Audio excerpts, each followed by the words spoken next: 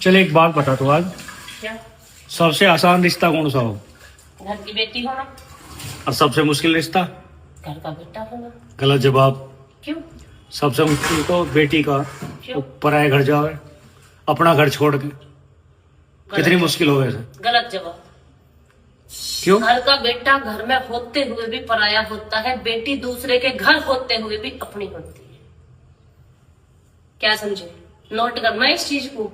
बेटा घर की जिम्मेदारी उठाएगा, माँ बाप की जिम्मेदारी उठाएगा, बहन के भात छूचक हर टाइम पे खड़ा होने तक की जिम्मेदारी निभाएगा, लेकिन वो फिर भी पराया रहेगा। माँ बाप कभी भी बेटी से अपने मन दुख की सारी बतला लेंगे, बेटे के धोरे बैठ के नहीं बतला लेंगे।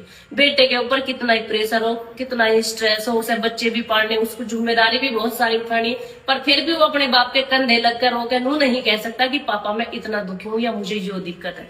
बेटी इतनी सी बात होते के साथ ही ज्ञान माँ के सामने भी रो देगी, बाप के सामने भी रो देगी। तो सबसे मुश्किल काम जो है घर का बेटा होना है। उन बेटों से जाके पूछो जो इतनी सारी जिम्मेदारी निभाते निभाते भी पराए हैं, उनके माँ बाप उनसे बात तक करना पसंद नहीं करते। 10-12 साल का बेटा हुआ ना, उसके बाद वो माँ बाप से अलग होता चला जा, अलग होता चला जा, शादी होने के बाद तक तो इतना अलग हो जा, इतना अलग हो जा कि वो परायों से भी पराया हो जा।